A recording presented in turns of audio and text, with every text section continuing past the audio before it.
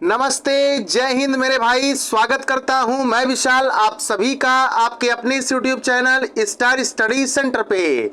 आप सभी का सफलतापूर्वक UP triple SC pharmacist vacancy 2026 करवा लिया गया है। सभी की परीक्षाएं संपन्न हो चुकी हैं। आइए हम लोग UP triple SC pharmacist vacancy 2026 में जो हमने सीरीज स्टार्ट किया था यूपी जीके और कंप्यूटर का, तो उससे आपको लाभ मिला या नहीं मिला, पेपर किस प्रकार से बनाया गया था, पेपर का लेवल क्या था और यूपी जीके तथा कंप्यूटर से प्रश्न कौन कौन से पूछे गए थे, इन्हीं सब बातों पर चर्चा करेंगे। इसमें एक प्रश्न आपको यूपी जीके और कंप्यूटर में विवादित रूप से भी देखने को मिल सकता है, जिसमें आयोग का निर्णय अंतिम निर्णय होगा। तो चलिए आइए स्टार्ट करते हैं, है ना। पहले हम लोग रैपिड वे में आंसर्स देख लेते हैं कि कौन किसका क्या सही होगा, उसके बाद फिर आगे हम लोग चर्चा करेंगे। देखिए भाई, सीरीज से आपको लाभ जरूर मिला होगा। जितना भी हमने पढ़ाया था उसका मान लीजिए बिल्कुल 95% आपके एग्जाम में देखने को मिल गया है। और मैंने जैसा कि आपको बताया हुआ था कि सेम क्वेश्चंस कभी नहीं आते, बस घुमा फिरा करके सवाल पूछे जाते हैं। यहाँ पर देखिए, प्लॉटर का उपयोग किसे प्रिंट करने के लिए किया जाता है। आपको पढ़ाया गया प्रश्न है बड़े इंजीनियरिंग आरेखन के लिए। मैंने बताया था कि बिल्डिंग वगैरह का नक्शा जब छापा जाता है तो यही प्लॉटर से ही छापा जाता है। दूसरा प्रश्न देखिए, एग्जैक्टली आपके क्लास से, और जब मैंने पढ़ाना शुरू किया था भाई तो आप लोगों में से ही कुछ लोग कह रहे थे कि सर इतना आसान काहे पेपर आएगा, है ना, हमें मूर्ख मत बनाइए, इतना आसान मत पढ़ाइए। तो आप लोग देख लीजिए पेपर कैसा आया। www वर्ल्ड वाइड वेब का आविष्कार किसने किया? टिम बर्नर्स ली ने आविष्कार किया। अगला देखिए तीसरे नंबर का ये सवाल देखिए, तीसरा नंबर का, MS वर्ड में ट्रैक चेंजेस का उपयोग किसके लिए किया जाता है? तो track changes, track health, track calories, इन सब के बारे में जब चर्चा करते हैं तो अगर आप कॉमनली इस प्रश्न को सॉल्व करना चाहते थे तो कॉमनली भी सॉल्व कर लेते, बिना पढ़े भी। दस्तावेज में किए गए परिवर्तनों को रिकॉर्ड करना, जैसे कि कुछ लोग अपना कैलोरीज ट्रैक करते हैं कि हमने आज कितना कैलोरी बर्न किया, फिर हमारा अगला टारगेट क्या है, तो रिकॉर्ड करते हैं। तो आपका डी आंसर इसका करेक्ट हो जाएगा। अगला देखिए भाई, ये भी पढ़ाया हुआ सवाल है। आपको मैंने बताया था कि अपने PDF का एग्जाम्पल देके कि आप वेबसाइट पर कैसे पढ़ेंगे, सिर्फ पढ़ लेंगे तो आपका जान लीजिए वो ई रीडर काम करेगा। तो ई रीडर का मुख्य उपयोग किसके लिए होता है? ई पुस्तक पढ़ने के लिए होता है। इसमें हमने तमाम तरह के एग्जाम्पल्स भी आपको दिए थे, विज्ञान गणित वगैरह का। अगला देखिए 5 नंबर का, अब जब मैंने कंप्यूटर की पहली क्लास ली थी, आज भी वो क्लास प्लेलिस्ट में ऐड है, वहां तुरंत कमेंट आ गया था कि इतना आसान सवाल काहे पूछा जाएगा। आप लोग देख लीजिए भैया, है ना, खोद रहे थे, पहाड़ निकल गया बिल्कुल एकदम चुहिया। सेंट्रल प्रोसेसिंग यूनिट CPU को किस नाम से भी जाना जाता है? तो कंप्यूटर का मस्तिष्क के नाम से, ब्रेन ऑफ द कंप्यूटर के नाम से जाना जाता है। आगे देखिए पर्यवेक्षण, बिना पर्यवेक्षण लर्निंग, अनसुपरवाइज्ड लर्निंग का एग्जाम्पल कौन है? बिल्कुल करवाया गया सवाल आपका के मीन्स समूहीकरण, के मीन्स क्लस्टरिंग का एग्जाम्पल है। अगला देखिए 7 नंबर का, विश्लेषण के लिए कच्चे डेटा को साफ और व्यवस्थित करने की प्रक्रिया। अब भाई देखिए, ये प्रश्न हमने नहीं पढ़ाया है, लेकिन फिर भी अगर आप लोग सॉल्व करना चाहते, तुक्का लगाते, तो यही बड़ा वाला सिलेक्ट कर लेते, हो जाता। डेटा की गड़बड़ी को या फिर व्यवस्थित करना, है ना, डेटा रैगलिंग एंड क्लीनिंग आपका राइट आंसर हो जाएगा। साफ और व्यवस्थित करना आपका डी आंसर सर करेक्ट हो जाएगा। आगे चलिए अगला सवाल देखिए, ई गवर्नेंस का लाभ क्या है भाई? तो 24 गुणे 7 24/7 इसमें सिटीजन सर्विसेज मिल जाती हैं। अगला सवाल देखिए, कौन सा इनपुट का उपकरण है सर जी? स्कैनर आपका है, बताइए कितना आसान सवाल है। आगे देखिए अगला, एलेक्सा और गूगल असिस्टेंट, ये आप लोग बिल्कुल आसानी से कर ले हो गए होंगे भैया, है ना। एलेक्सा आपका अमेजॉन का, गूगल असिस्टेंट, ये सब किसके एग्जाम्पल है? तो ये कृत्रिम बुद्धिमत्ता आधारित आभासी सहायक हैं, वर्चुअल असिस्टेंट के एग्जाम्पल हैं सर, आपका डी आंसर हो जाएगा। MS एक्सेल में सेल संदर्भ, है ना, $A $1 में ये डॉलर चिन्ह क्या दर्शाता है? तो भैया ये स्थिर सेल संदर्भ दर्शाता है, एब्सोल्यूट सेल रेफरेंस दर्शाता है। डी आंसर करेक्ट हो जाएगा। अगला देखिए, क्रिप्टो करेंसी किस तकनीक पर आधारित है? तो ये ब्लॉकचेन पर सर आधारित है। आगे देखिए अगला सवाल, ब्राउजर में रिफ्रेश बटन क्या दर्शाता है, क्या करता है भाई? है ना, जब कोई वेबसाइट नहीं ओपन होती है, बार बार हम उसको रिफ्रेश करते हैं, इस प्रकार से सर्किल करके दिखाई देता है, तो ये वर्तमान पृष्ठ को पुनः लोड करने का काम करता है।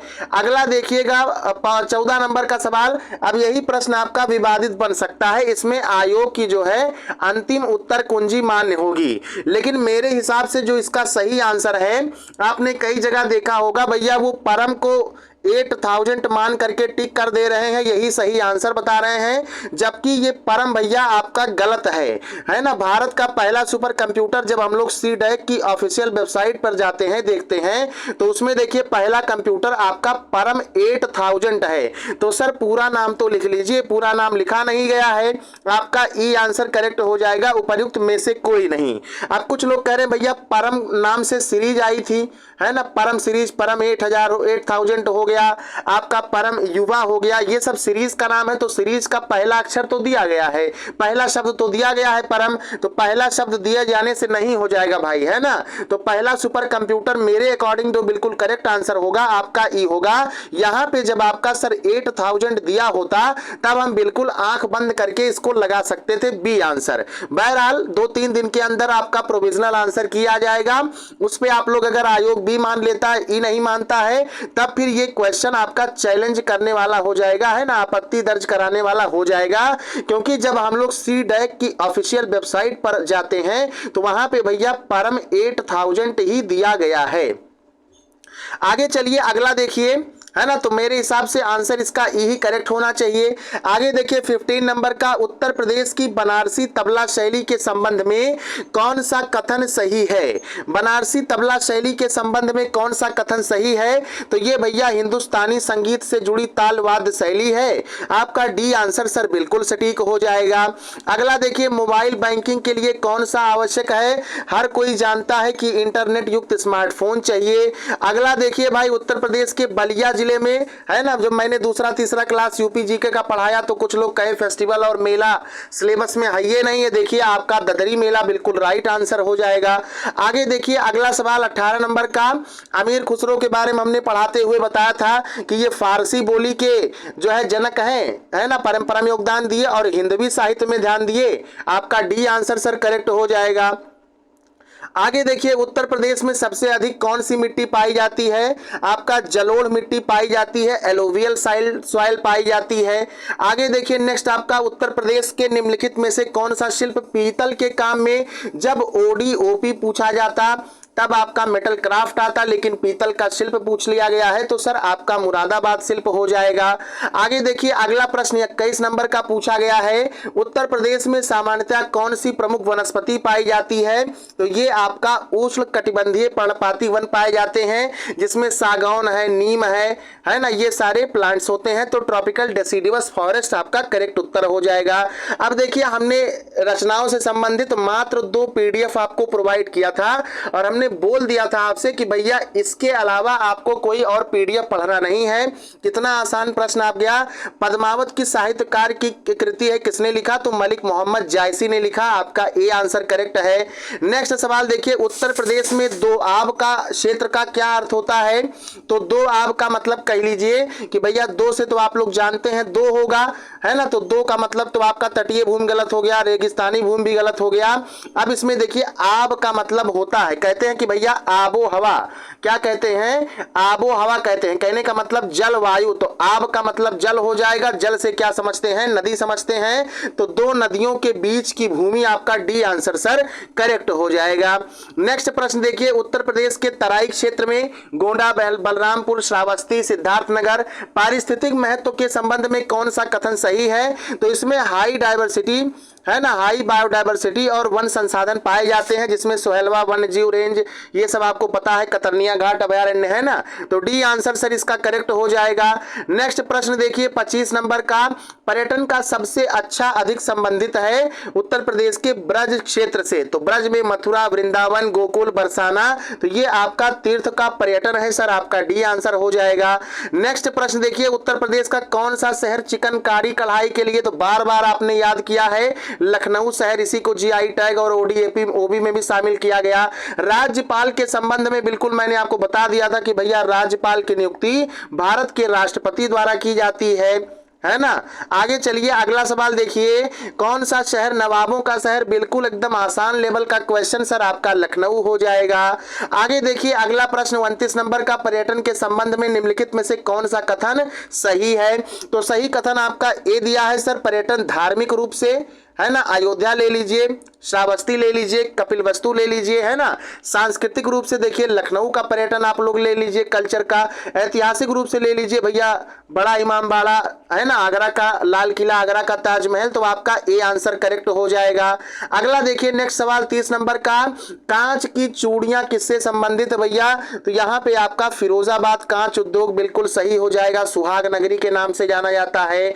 विधानसभा के संदर्भ में कौन सा कथन सही है, तो मैंने बता दिया था भैया कि यहाँ पे विधानसभा में भैया सीधे विधायक लोग जाते हैं और सीधे जनता द्वारा चुनाव किया जाता है, आपका सर डी आंसर करेक्ट हो जाएगा। कार्यकाल 6 वर्ष का नहीं होता है सर, 5 वर्ष का होता है। और हमने आपको बताया हुआ है कि विधानसभा क्या है भैया, लोअर हाउस है, निम्न सदन है, इसमें दिया है उच्च, तो आपका गलत है। राज्यपाल द्वारा नामित किए नहीं जाते हैं, पहले होता था लेकिन अब नामित नहीं किए जाते हैं, यही आपका राइट आंसर इसका जो है आपका डी हो जाएगा। नेक्स्ट प्रश्न देखिए अगला सवाल, उत्तर प्रदेश में कालीन बुनाई का प्रमुख केंद्र कौन सा है, तो निश्चित तौर पे आपका भदोही कालीन बुनाई का प्रमुख केंद्र है सर। आगे चलिए अगला सवाल देखिए, मेरठ मेट्रो का संचालन कब हुआ। अब ये सवाल हमसे रह गया था, हमने नहीं पढ़ाया इसको, है ना। तो मेरठ मेट्रो का संचालन कब हुआ भैया, फरवरी 2026 से। इसमें ध्यान रखिए कि मंजूरी कब दी गई नहीं पूछा गया है ना। आधार कब शिला कब रखी गई नहीं पूछा गया है। मेट्रो ट्रेन दौड़ने कब लगी, तो फरवरी 2026 में। अगला नेक्स्ट सवाल देखिए 34 नंबर का, उत्तर प्रदेश की नौटंकी को सर्वोत्तम रूप से, है ना। तो हमने आपको पढ़ाते समय गजल गायिका के बारे में बताया था, तो उनको किस क्षेत्र में पुरस्कार दिया गया था, तो उसी में से किसी ने पूछा था कि लोक रंगमंच होगा उसके क्षेत्र में, तो मैंने समझाया था आपको भैया लोक रंगमंच में आपका सर नौटंकी आता है ना, नौटंकी आता है, तो राइट आंसर इसका सर डी हो जाएगा। नेक्स्ट सवाल देखिए आपको इस प्रश्न का करेक्ट हो जाएगा। अब इसमें आइए हम लोग एनालिसिस करते हैं कि रहा कैसा। तो भैया यूपी का जीके और इसके साथ साथ कंप्यूटर, यूपी का जीके और कंप्यूटर, ये भैया एकदम इजी लेवल का रहा, आसान लेवल का सवाल रहा। इसके बाद में अब हम लोग फार्मा वाले पार्ट को देखेंगे। तो फार्मा वाले पार्ट में भैया देखिए 30% क्वेश्चंस ऐसे थे जिनको मैं इजी की श्रेणी में रखता हूं। अब देखिए इंडिविजुअल टीचर्स का अलग अलग अपना हिसाब हो सकता है ना। लेकिन जैसे अब आपका नियामक प्रोटीन पूछा गया, रेगुलेटरी प्रोटीन वगैरह पूछा गया, तो अब आपका एमटीपी वगैरह सवाल पूछा गया, तो सब प्रेजेंस ऑफ माइंड का क्वेश्चन था, तो इसको मैं इजी की श्रेणी में रखूंगा।